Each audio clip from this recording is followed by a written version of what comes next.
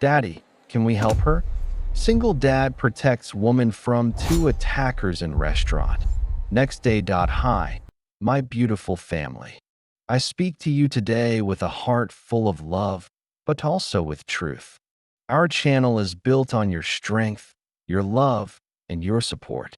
Every story I write is written with tears, with passion, and with prayer for each one of you. But my family, I see the channel going down because many forget to like, many forget to comment.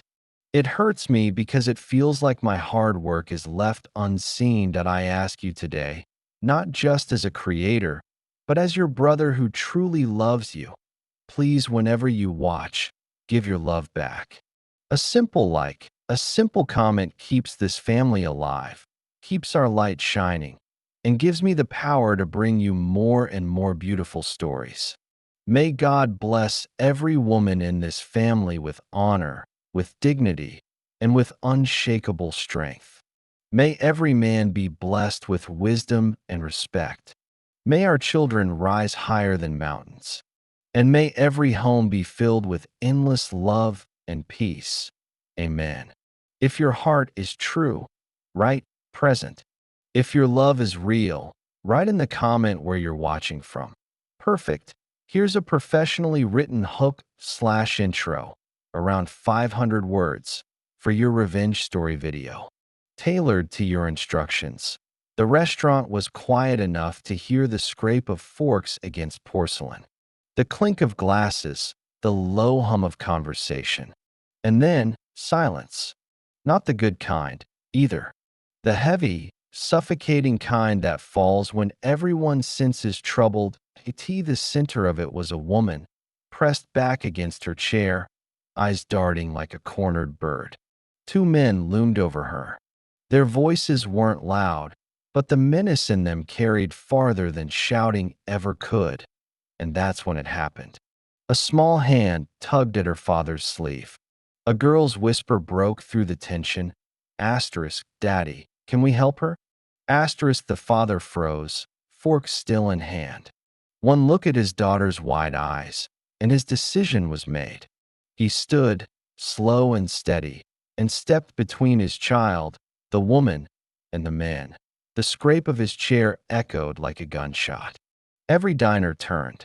Even the kitchen noise faltered. It was as though the entire room held its breath. The men sneered.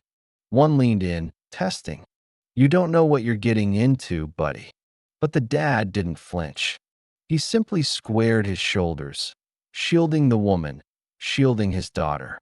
Calm, controlled. The kind of quiet strength that unnerves people more than rage ever could. You could feel the energy shift. The little girl, clutching her juice glass with trembling fingers, whispered again, barely audible this time. Please, Daddy. Now, here's where you'd think the story ends. Good man steps in, bad guys back off. Applause all around. Clean, simple, forgettable. But you'd be wrong. Because this wasn't the end. It was the beginning to be why the next day, those two men made it personal. And what started as one father's instinct to protect his child and a stranger would spiral into something far darker. A storm of intimidation, secrets, and revenge. See, courage doesn't always end in applause. Sometimes, it paints a target on your back. And this father? He wasn't about to back down. If you love stories where courage sparks chaos and justice eventually finds its way, make sure you're subscribed. These scripts take hours of writing, editing, and recovering from secondhand rage, so your support really keeps us going. That was just the opening move. Stick around, because the Real story begins the next day. Mark had a rhythm to his life. Not the flashy kind you see in movies. No, nothing glamorous. Just the steady, reliable pulse of a single dad making sure his daughter knew she was safe, loved, and, most importantly, seen. Every Thursday, like clockwork, he and Lily went out for dinner. It was their thing. No fancy restaurants, no pressure, just pasta, garlic bread, and the soft hum of a family-owned spot where everyone knew their names. Some might call it mundane. Mark called it sacred. He'd watch Lily as she twirled spaghetti around her fork, hair catching the warm glow of the overhead lights, cheeks rosy from the excitement of choosing her own dessert. And he'd sit across from her, tired from a 12-hour shift, shoulders still tense from a week of responsibility, but smiling, always smiling, because in these moments he could breathe. "Daddy," Lily would say, eyes sparkling, "why do we always come here?" "Because it's ours," he'd reply, ruffling her hair. "No one else's. Just you and me." It was small, really, but to Lily, it was the world. To Mark, it was proof that he was doing something right, something that mattered. Work was grueling. Between the early mornings and the late nights, he often felt like he was running on fumes. But none of that mattered the second Lily climbed into the car, backpack bouncing, asking a million questions about life, school, and everything in between. He listened, really listened, because he knew how easy it was to feel invisible. And Lily, well, she deserved to feel seen every single day. Mark had learned the hard way that life didn't hand out guarantees. One moment you were coasting along. The next, the rug could be pulled from under you. And yet, he refused to let fear dictate his world. He had a daughter who trusted him implicitly. That trust wasn't just precious, it was everything. Some might think that a single dad's life is lonely. And sure, there were nights when he'd sit alone after Lily fell asleep, thinking about bills, deadlines, and the weight of responsibility. But those Thursday dinners, those were his anchor. They reminded him why he kept going, why he kept pushing, why he refused to fold. "Pass the bread, Daddy," Lily would chirp, giggling at her own butter-smudged face. And Mark would pass it, chuckling, careful not to spill. It wasn't heroic. It wasn't earth-shattering. But in those tiny gestures, a quiet world of love and protection was built. Because here's the thing. Heroes aren't always the ones you see on TV, with capes and big speeches. Sometimes, they're the ones who show up every day, who protect the small joys, who shield their children from the chaos of a world that doesn't care. And Mark, he was all that and more, even if he didn't realize it. But, of course, peace is fragile. That little bubble of quiet, that Thursday night ritual, was about to be tested in ways neither he nor Lily could have imagined. What's a small tradition that means the world to you or your family? Because sometimes it's the smallest acts, the weekly dinners, the shared jokes, the way someone listens, that define strength. And sometimes it's those small acts that set the stage for the biggest tests. Little did Mark know. That very Thursday, while he laughed with his daughter over buttered bread, the storm was already gathering. And the next day, nothing would ever feel quite the same again. The woman sat alone at a corner table, her shoulders hunched like she was trying to disappear entirely into the vinyl booth. Her phone vibrated, and she glanced at it with a kind of tense hope, as if the screen might deliver a lifeline. But no messages came fast enough. No one was coming. Her fingers fidgeted with the edge of her napkin.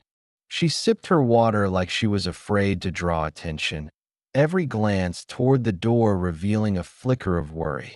The way she tucked her hair behind her ear, the way her knee bounced just slightly, everything screamed, asterisk, I don't want to be here. And I don't want anyone to notice. Asterisk, but then they did notice. The first man arrived with a loud, heavy laugh that cut through the soft murmur of the restaurant. The second followed, slamming the door behind him.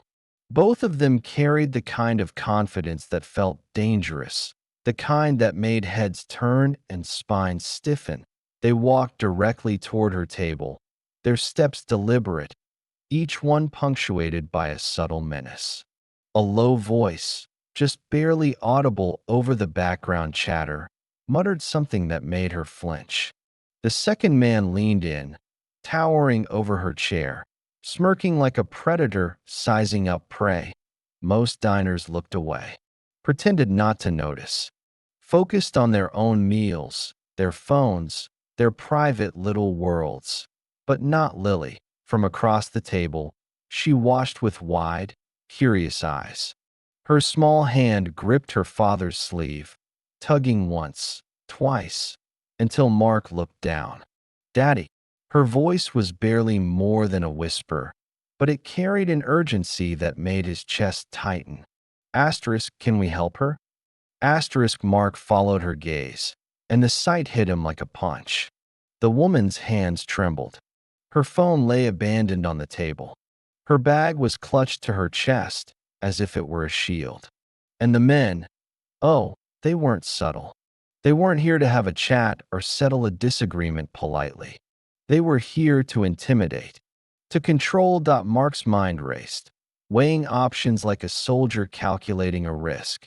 But the second Lily whispered, that soft, trusting voice, something inside him snapped. There was no pause, no hesitation. Protecting his daughter, and now this terrified stranger, was the only option. That he stood, chair scraping softly against the floor. Every eye in the restaurant flicked toward him. The father's posture was calm, almost casual, but there was an undeniable authority in the way he positioned himself between Lily, the woman, and the two men. Excuse me, Mark said, voice steady. Low, firm. I think you need to step away. The first man laughed. Too loud. Too sharp. And who's going to make us? You. His tone was mocking, but his eyes flicked between Mark and the little girl. For a moment, his confidence faltered. The woman's lips parted slightly, like she wanted to speak, but didn't know if she could. Relief mingled with fear in her eyes. Mark caught it. She was counting on him, and he wasn't about to let her down. You heard me, Mark said again, slower this time. Clear. Precise. Step away. Now. The second man leaned in closer, invading Mark's personal space. Or what? His smirk hinted at trouble. You gonna make us? Mark didn't answer immediately. He didn't need to.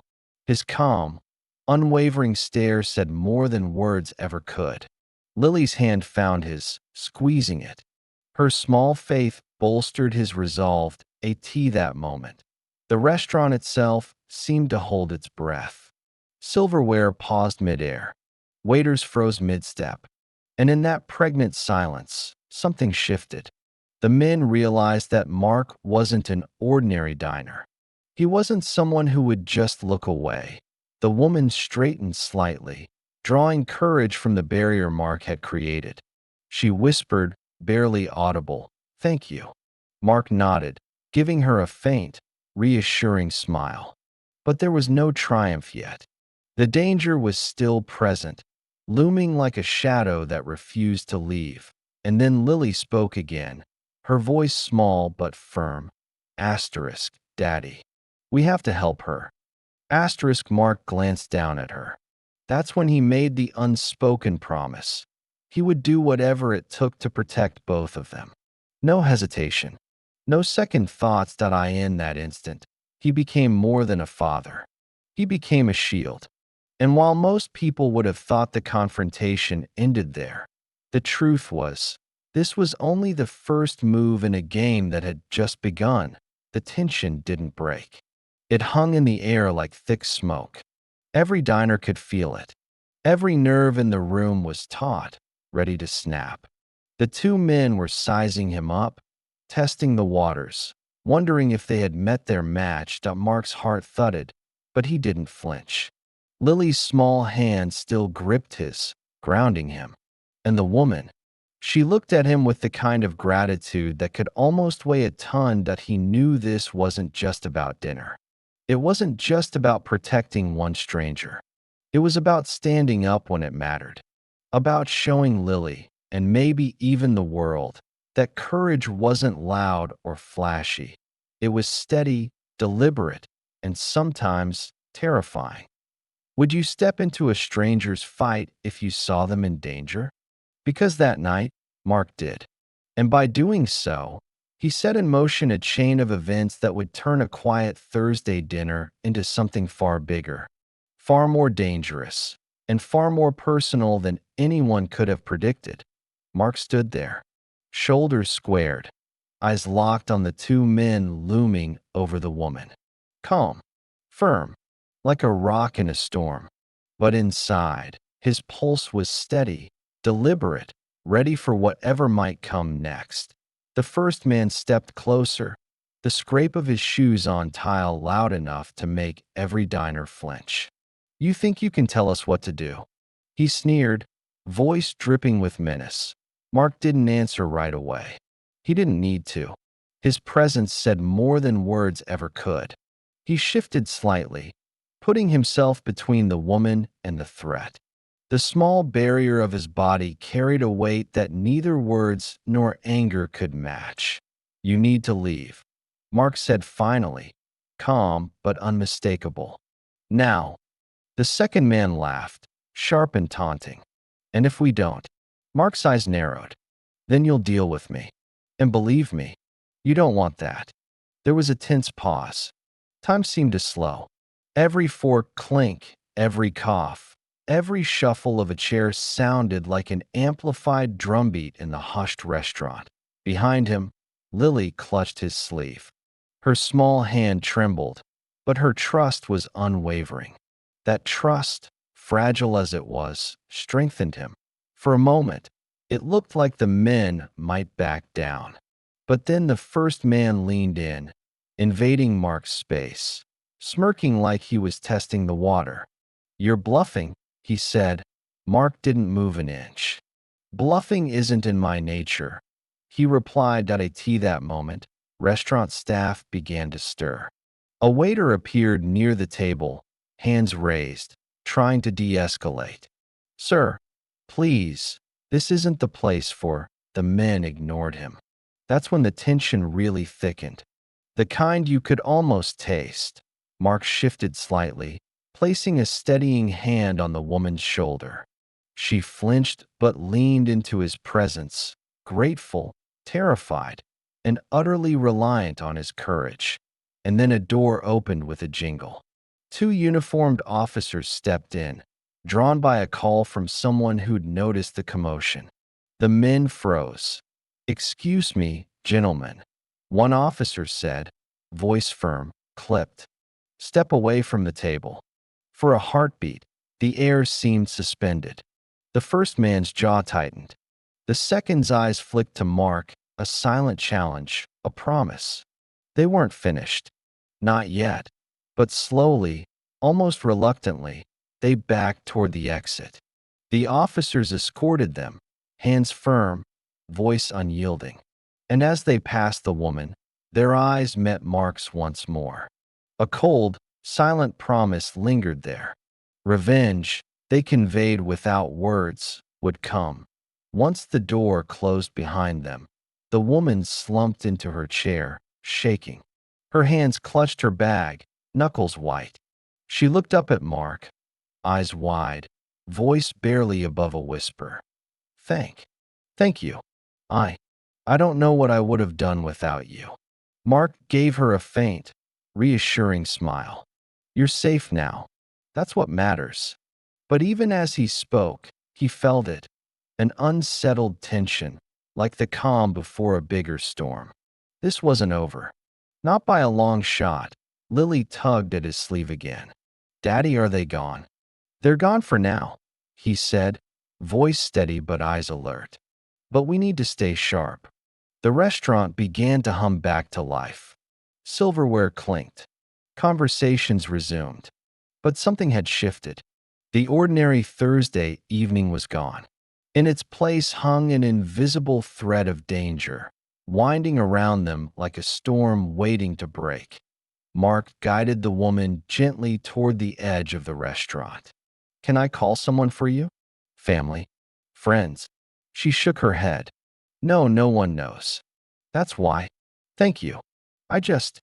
She trailed off, exhaling shakily. I didn't think anyone would step in. Mark gave a quiet nod. Sometimes people don't, but I did. And now, we make sure it doesn't happen again. There was no triumph in his voice, no gloating, just the quiet, steady resolve of a man who knew what was right. And then, the officers gave him a look. One eyebrow raised. Sir, you handled that well. But be careful. These men, they're dangerous. Mark's jaw tightened. I know. He turned to Lily, who was now perched on the edge of her seat, eyes wide but trusting. Her innocent question came softly. Daddy, will they come back? Mark didn't answer immediately. He didn't need to. The tension in the air, the cold eyes of the men as they were escorted out, said it all. Yes, he finally said. But we'll be ready. If you were in Mark's shoes, would you have stepped in or kept your head down? Because that night, Mark didn't just protect a stranger. He drew a line. And sometimes, drawing the line is just the first step toward a storm you never saw coming. Mark woke to the familiar hum of morning. Birds tapping at the window, Lily's soft giggles in the next room. He rolled out of bed, rubbed the sleep from his eyes, and for a brief moment, he let himself believe it. Last night was over. Just another Thursday. Another small victory quietly tucked away that he made coffee, toast in the toaster, the mundane rhythms of life grounding him. Lily bounded into the kitchen, her hair still a tangle, eyes shining. Daddy, guess what I drew at school? She exclaimed, thrusting a crayon-scribbled picture into his hands. Mark smiled, scanning the squiggly lines, her tiny rendition of their weekly dinner. It made him laugh. For a second, the fear and tension of the previous night seemed distant. But then his phone buzzed at a message from an unknown number. You don't know who they are. Be careful. Mark stared at the screen, the coffee slipping slightly in his hand. His stomach clenched. That old, familiar pulse of unease surged through him. He reread it twice, even thrice, hoping he was misinterpreting. But there it was. Simple, direct, threatening that he didn't panic, not yet. Instead, he did what he always did, assessed, observed, calculated. This wasn't just some random harassment. These men were organized, deliberate, and by the tone of that message, personal.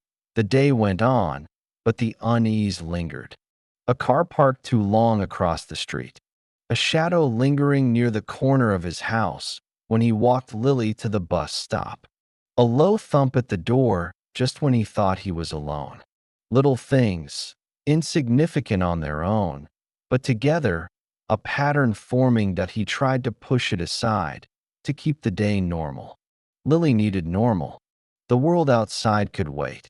He helped her with homework, fixed a wobbly chair in the kitchen, laughed at her corny jokes about cats taking over the world. But in every laugh, in every mundane act, the tension of last night hovered, like smoke in a room that couldn't quite clear. Around noon, his phone buzzed again. Another message from the same number. You can protect her tonight, but tomorrow? That's a different story. Mark's fingers tightened around the phone. He felt the weight of responsibility pressing down on him. And for the first time, he realized something he had known but never fully faced. Courage sometimes comes with consequences that be why mid-afternoon. He noticed someone leaning against a lamppost across the street. Casual posture, sunglasses, hood pulled low. Observing. Waiting. Mark didn't panic, but he made a note. A mental picture, subtle but precise. He wasn't about to be caught off guard. Lily bounced in and out of the living room, oblivious, trusting completely that her father had everything under control.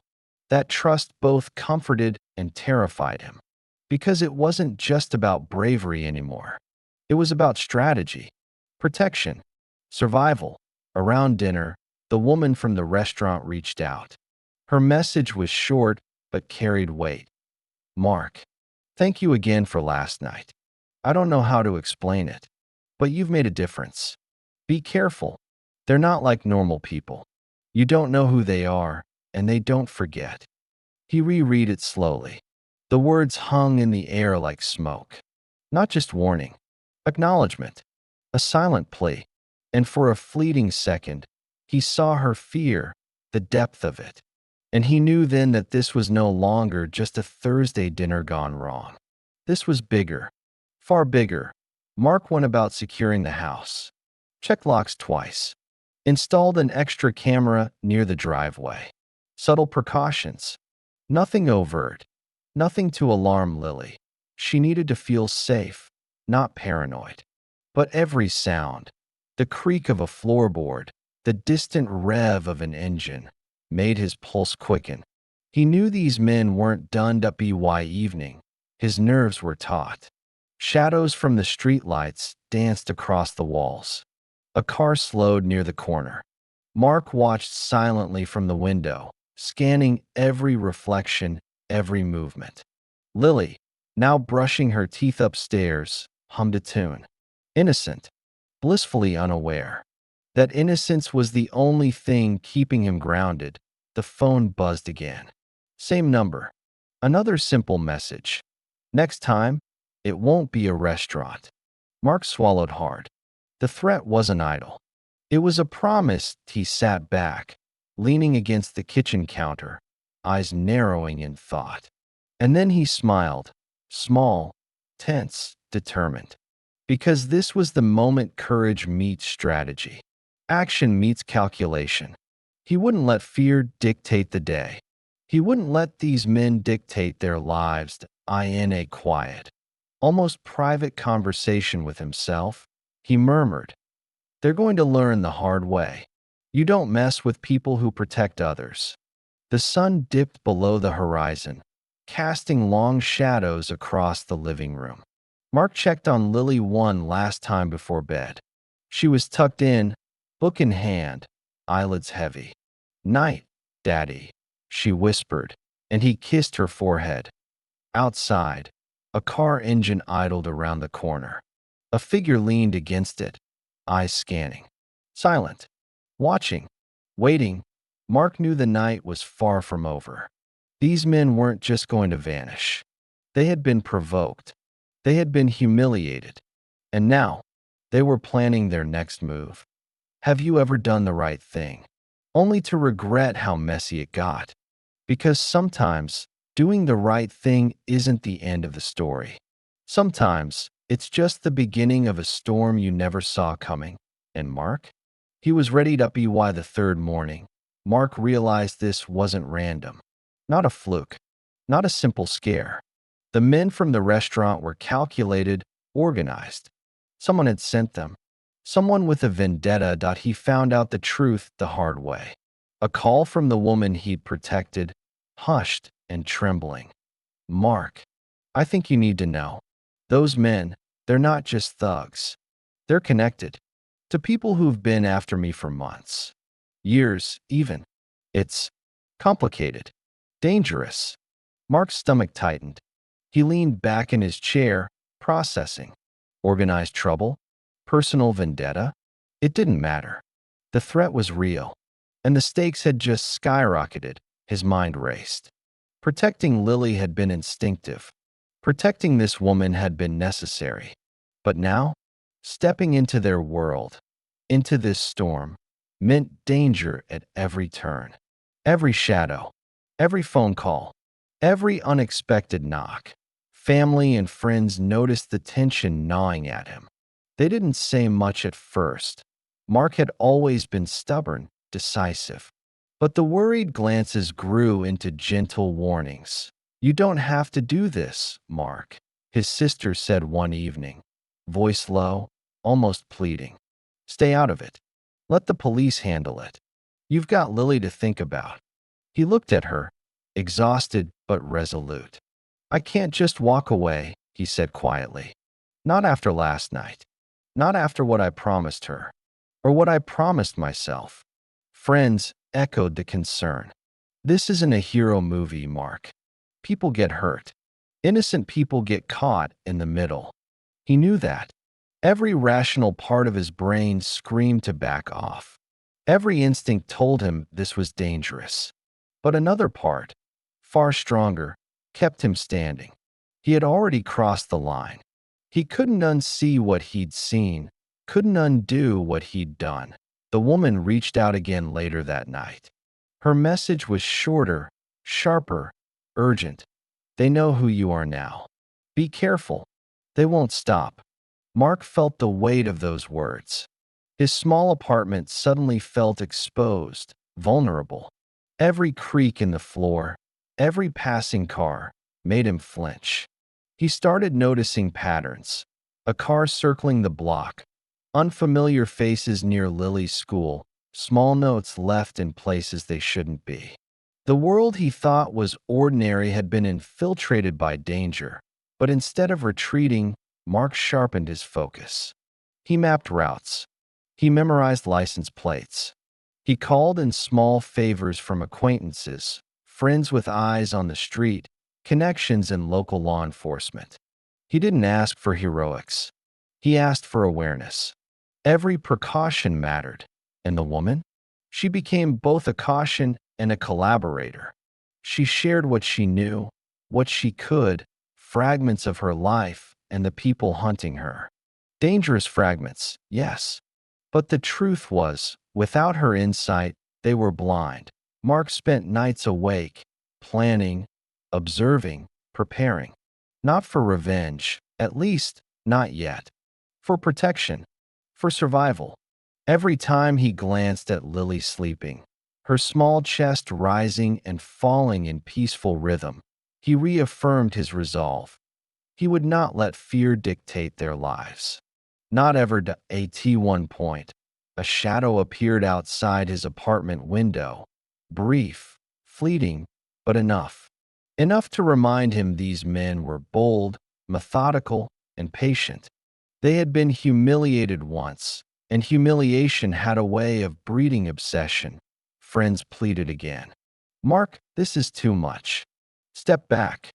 But he shook his head, almost bitterly. Step back? That's a luxury I don't have. And besides, he paused, eyes hardening. I don't walk away from people I care about. The stakes had grown personal. Mark wasn't just a father protecting his child anymore. He was a shield, a strategist, a man forced to confront a world he never wanted to enter, but now couldn't escape. Should Mark back off or fight back? Because that night, as rain pattered against the windows, Mark understood something essential. Fear could dictate life, or courage could. Strategy could protect. And sometimes, stepping deeper into danger was the only way to keep the people you loved safe. And the truth? These men were calculating. Clever. Dangerous. They weren't going away. They were planning. Watching. Waiting. And they wouldn't forget the humiliation Mark had caused them. But neither would he. Mark felt a quiet shift within himself. Determination replaced hesitation. Vigilance replaced fear. And a realization settled over him like a second skin. The next moves weren't going to be easy. But he was ready to meet them head on. Because protection, as he now understood, sometimes meant stepping into the shadows. Into the unknown, into the storm that most people would run from. And Mark? He had never been the running type. Mark had been patient, deliberate. Every sleepless night, every phone alert, every passing shadow had sharpened him, honed his awareness. And now, the moment arrived. The moment the attackers thought they could finally catch him off guard. They didn't. The first man stepped onto the quiet street outside Mark's apartment, confident. Too confident. He thought he had Mark cornered. He thought fear would tilt the scales in his favor. He hadn't accounted for the father's resolve, or the alliances quietly built in the weeks prior. Mark moved with a calm precision. He had called in favors, restaurant staff, police contacts. even the woman he had saved, who now had her own stake in seeing justice done. Every piece of evidence, every observation, every whispered warning was in his hands, ready to be deployed that a shadow appeared behind the first man. A uniformed officer stepped forward, eyes sharp, voice steady. "Sir, step aside." Now, the second man, leaning from the corner of the street, froze.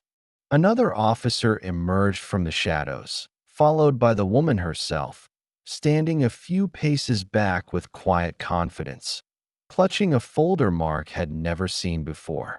Inside, photos, text messages, proof of the men's harassment, their intimidation tactics. The evidence was airtight.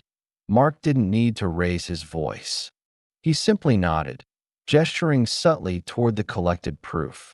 The men's confidence faltered. The tables had turned, and they could feel it. "You thought you could scare me," Mark said, voice low, calm, but edged with steel. "But you forgot one thing. People who protect others don't give up, and they don't forget." The first man's jaw tightened. He opened his mouth, but words failed him. Every glance at the police, at the folder, at Mark's unwavering stance, eroded his bravado. The woman stepped closer, speaking clearly, each word precise. "We have everything we need. Every call, every move. You're done." For the first time, fear flickered across their faces. They weren't just cornered, they were exposed. The humiliation they had intended for her was now theirs to endure. And it wasn't messy revenge or reckless anger that delivered it. It was meticulous, measured, earned. Mark's gaze softened slightly as he glanced at Lily, watching safely from the apartment window above.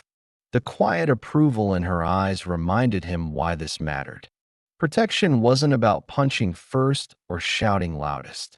It was about preparation, foresight, and refusing to let intimidation dictate life. The officers moved in, escorting the men away, and for the first time in weeks, Mark allowed himself a deep breath. The tension that had gripped him so tightly began to loosen, just enough to feel satisfaction without arrogance. He looked at the woman, who smiled faintly, relieved but shaken. I don't know how to thank you," she said, voice small but steady. "You already have," Mark replied. "By surviving, by standing back up. That's thanks enough." And in that quiet street, under the soft glow of the streetlights, the lesson lingered. Courage wasn't always a grand gesture. Sometimes, it was just refusing to let fear win twice. Mark turned toward his apartment, Lily waiting, and felt the weight lift slightly.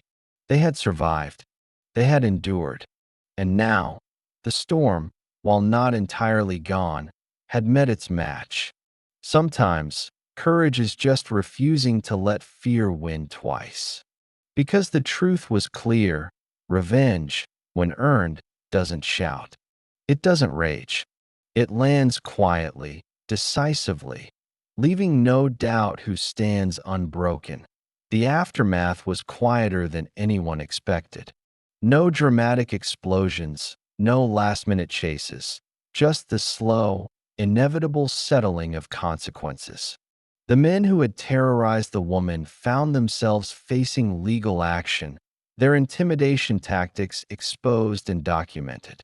Court dates were scheduled, fines levied, and whispers of their reckless behavior began circulating in circles they hadn't intended to enter. Reputation, it turned out, was just as powerful a weapon as evidence. Meanwhile, the woman, still shaken but determined, started to reclaim her life. Small steps at first, changing routines, reconnecting with friends she'd distanced herself from, laughing quietly at the edges of the day without guilt or fear. Mark had helped her navigate those early, fragile moments, but he didn't stay as a constant protector. She was capable now, armed not just with evidence and allies, but with the knowledge that courage could be inherited in moments of trust. For Mark and Lily, the days regained their rhythm. Their weekly dinners became quieter rituals, imbued with a deeper significance. Lily's small hand in his carried more than innocence. It carried responsibility, trust, and the kind of instinctive bravery that had forced her father to confront danger he never sought. "Daddy," Lily said one evening, pushing a plate of spaghetti across the table, "do you think the lady is okay now?" Mark smiled, eyes soft. "She is, sweetie. And it's thanks to you." Lily tilted her head. "Me? But I'm just a kid." Mark reached over, tucking a stray strand of hair behind her ear. "Sometimes, the smallest voices ask the biggest questions and force us to be braver than we thought possible." The memory of that restaurant night, the tension, the fear, the whispered plea, had transformed from a nightmare into a defining chapter of their lives. Mark realized that courage wasn't just about stepping into a fight or standing between danger and innocence. It was about presence, attentiveness, and listening to the voices that mattered most, even if they were small. Over the following weeks, life returned to its familiar rhythm. Work, school, groceries, bedtime stories. But there was a subtle shift in how they moved through the world. Mark's vigilance had sharpened, yes, but so had his appreciation for the quiet moments. Lily laughed louder, hugged tighter, and asked more questions. And Mark answered, patient, steady, proud. The woman's messages became fewer, but warmer. She shared milestones, a new job, a regained confidence, even the occasional coffee meetup where she laughed freely without looking over her shoulder. Each update was a reminder that the chaos had passed and that some storms leave behind growth instead of ruin. Mark often reflected on the chain of events that had unfolded. One small question from a child had set off a storm, and one man's unwavering choice had redirected it toward justice.